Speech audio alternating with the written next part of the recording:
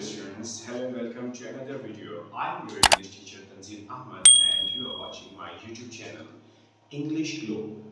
हम डिस्कस कर रहे थे लास्ट वीडियो में हमने प्रेजेंट इंडेफिनिट टेंस कंप्लीट किया। प्रेजेंट इंडेफिनिट टेंस की हम कुछ एग्जांपल कर रहे हैं किस तरह एरर्स आ सकते हैं या फॉर्म ऑफ वर्ब समझ लीजिए। वैसे फॉर्म ऑफ वर्ब के लिए मैं अलग से वीडियोस बनाऊंगा। फिलहाल ये कुछ एरर्स किस तरह पूछे जाते हैं वो देखिए जरा। He said that he can go do the work. उसने कहा कि वो काम कर सकता है। अच्छा देखिए अब इसमें can आएगा या could। स्टूडेंट वाज़ेह तौर पर ये कहेंगे कि सर इसमें said लगा है, past tense है, तो यहाँ भी आपके पास could आएगा, तो ये बिल्कुल ठीक है। अगली बात है the teacher said, टीचर ने कहा that the sun rises या rose in the east। Teacher ने बताया कि सूरज मशरिक से निकलता है या निकला। अब देखें यहाँ भी तो आपके पास सेड है, तो इसका जवाब क्या है? इसका जवाब है राइजेस। आप कहेंगे ऊपर पास्ट था तो आपने कुड लगा दिया, इधर पास्ट है तो आपने प्रेजेंट इंडेफिनिट क्यों लगाया? क्योंकि सन जो है हमेशा मशरिक से ही निकलता है, ये यूनिवर्सल ट्रूथ है। यूनिवर्सल ट्रूथ के लिए हम हमेशा प्रेजेंट इंडेफिनिट इस्तेमाल करते हैं। He is going every day for a morning walk। वो रोजाना सुबह की सैर पर जाता है। अब रोजाना जाता है हैबिचुअल है तो इस चीज से हमें पता लगा एवरी डे रोजाना, तो is going नहीं आएगा, इधर आएगा he goes every day for a morning walk। Galileo ने साबित किया। अच्छा जी वो सुबह की सैर के लिए रोजाना जाता है। गलीलियो ने साबित किया that the earth revolved या revolves around the sun। Galileo ने साबित किया कि सूरज जमीन के गिर्द घूमती है। अब यहाँ क्या आएगा? प्रूव्ड है, देखिए पास्ट है, फिर भी मैं क्या लगा रहा हूँ? revolves। क्यों लगा रहा हूँ? क्योंकि ये यूनिवर्सल ट्रूथ है, यूनिवर्सल ट्रूथ है ये। अब आगे देखें all that glitters, हर वो चीज जो चमकती है, is या are not gold, हर चमकती चीज सोना नहीं होती। तो ये एक प्रोवर्ब है, प्रोवर्ब के लिए भी हम हमेशा प्रेजेंट इंडेफिनिट ही यूज करते हैं। all that glitters is not gold। अभी आपके पास एग्जांपल है honesty is या was the best policy। ये भी प्रोवर्ब है, दयानत बेहतरीन हिकमत अमली है, थी नहीं, तो इसमें भी आपके पास क्या आएगा? is आ जाएगा। अच्छा कंडीशनल सेंटेंसेस क्या होते हैं? इसमें दो क्लॉजेस होती हैं। एक हिस्से में आपके पास मैं सिर्फ पहली कंडीशन वैसे 0 1 2 3 मुख्तलिफ कंडीशनल होते हैं, वो अलग से भी वीडियो बनाऊंगा, लेकिन प्रेजेंट इंडेफिनिट के हवाले से क्या जरूरी है वो मैं आपको बताने लगा हूँ। देखिए कंडीशनल सेंटेंस जब भी आते हैं इसमें दो क्लॉजेस होती हैं। पहले हिस्से में एक हिस्से में आपके पास प्रेजेंट सिंपल, दूसरे में फ्यूचर सिंपल। लेकिन कभी भी कंडीशनल सेंटेंसेस में ऐसा नहीं होता कि दोनों क्लॉजेस में विल इकट्ठे आ जाए, शैल इकट्ठे आ जाए या विल शैल इकट्ठे आ जाए, नहीं, एक में सिंपल प्रेजेंट, एक में सिंपल फ्यूचर। लेकिन ये सिर्फ कंडीशनल के तौर पर ही ऐसा होता है। जब हम बात करते हैं स्टूडेंट्स अपने नॉर्मल सेंटेंसेस की, तो देखें ही विल कम, वो आएगा, देखिए विल लगा है, ही विल कम, वो आएगा, एंड आई विल गो, यहाँ भी विल लग गया, मैं जाऊंगा, वो आएगा और मैं जाऊंगा। ये कंडीशनल नहीं है, इसमें कहीं कंडीशन शर्त नहीं है। जबकि नीचे वाले जुमले में आप देखें इफ से हमें पता लग गया कि ये कंडीशनल है, लेकिन इफ हमेशा कंडीशन नहीं बताता, कुछ और चीजों के लिए भी इफ इस्तेमाल होता है।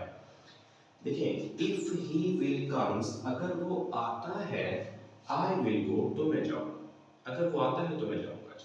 देखिए अब यहाँ विल इधर भी लग गया और विल इधर भी लग गया, तो दो विल लग गए, जबकि मैंने यहाँ डिस्कस किया है कि दो विल आपस में इकट्ठे नहीं लग सकते।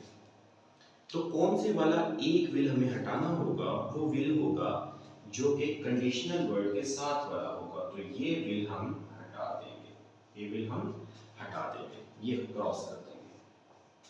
तो क्या होगा? इफ ही कम्स, अगर वो आता है, प्रेजेंट इंडेफिनिट हो गया, क्योंकि कंडीशनल सेंटेंस के साथ प्रेजेंट इंडेफिनिट और अगला हिस्सा future indefinite. I will go. अब देखें इफ जो है कभी कभी हमें कंडीशन बताता है, कभी डाउट बताने के लिए इस्तेमाल होता है, कभी इमेजिनरी, कभी इमेजिनरी सेंटेंसेस के लिए इस्तेमाल होता है। पहला जुमला देखें, if I were a bird, अगर मैं परिंदा होता, आई वुड फ्लाई, तो मैं उड़ता। देखिए जब भी हम इमेजिन की बात करते हैं तो पास्ट टेंस में हम यूज करते हैं इफ। अब यहाँ पे कंडीशन तो नहीं है, यहाँ तो ख्वाहिश जाहिर की जा रही है, तो इमेजिनरी वर्ड को ये जाहिर कर रहा है ये वाला इफ। तो ये इफ देख लीजिए, ख्वाहिश को जाहिर करने के लिए, इमेजिन को, तसव्वुर को जाहिर करने के लिए हुआ। आई डोंट नो, मैं नहीं जानता, इफ ही विल कम। अब ये इफ जो है ये कंडीशन नहीं जाहिर कर रहा, ये डाउट जाहिर कर रहा है। क्या जाहिर कर रहा है जी? डाउट जाहिर कर रहा है, शक जाहिर कर रहा है। मैं नहीं जानता कि वो आएगा कि नहीं। तो तीसरा देखें आपके पास जो है इफ, ये इफ लग गया। इफ ही विल कम्स, अगर वो आता है, आई विल गो, तो मैं जाऊंगा। तो इधर वही बात है, तो विल इधर भी आ गया और इधर भी, तो एक विल तो हमें हटाना पड़ेगा, वो ये वाला विल होगा। If he will comes I will go, क्योंकि ये कंडीशनल वर्ड के साथ है। स्टूडेंट्स कंडीशनल वर्ड में सिर्फ इफ इस्तेमाल नहीं होता, बल्कि बहुत से दूसरे अल्फाज भी कंडीशनल वर्ड के तौर पे इस्तेमाल होते हैं, जैसे if, when, whenever, after, before, until, unless, provided। provided verb के तौर पर भी इस्तेमाल होता है और provided आपका कंडीशनल के तौर पर भी इस्तेमाल होता है। in case, till, on the condition, ये सारे के सारे कंडीशनल वर्ड के तौर पर इस्तेमाल होते हैं। अब देखिएगा पहले, I provided him with food and shelter। अब ये provided लफ्ज जो है, ये provided हमने वर्ब के तौर पर यूज किया है। I provided him, मैंने उसको मुहैया किया क्या चीज? खुराक और पनाह। मैंने उसको रिहाइश भी मुहैया की और खुराक भी मुहैया की। तो यहाँ जो provided है वो वर्ब का काम कर रहा है, कंडीशनल का काम नहीं। लेकिन दूसरे में देखें, you will succeed, तुम कामयाब होगे, provided, जबकि you work hard, तुम सख्त मेहनत करोगे। इधर का जो provided है वो आपके पास क्या है? कंडीशनल का काम कर रहा है। अच्छा फिर देखिएगा जरा, unless, unless भी आपके पास कंडीशनल है। unless you will work, you will not succeed, जब तक के काम नहीं करोगे तब तक कामयाब नहीं होगे। अब ये unless जो है कंडीशनल है। अब देखिए इधर देखिए आप, unless you will work। अब इधर भी एक will आ गया और इधर भी एक will आ गया, तो दोनों में से कौन सा जाएगा? जो कंडीशनल वर्ड के साथ है, तो ये वाला will हम खत्म कर देंगे। आगे अगला सेंटेंस देखिएगा कि if he shall comes, I shall help him। अगर वो आएगा तो मैं उसकी मदद करूंगा, अगर वो आता है तो मैं उसकी मदद करूंगा। अब देखिए इधर भी एक शेल लग गया, इधर भी एक शेल लग गया। कौन सा शेल खत्म होगा? जो कंडीशनल वर्ड के साथ है, तो ये वाला शेल मैंने क्रॉस कर दिया।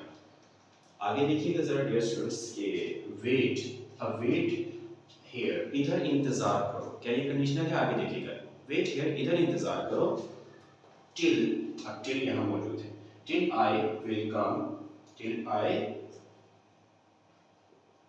विल कम, इधर इंतजार करो ताकि मैं आ जाऊं।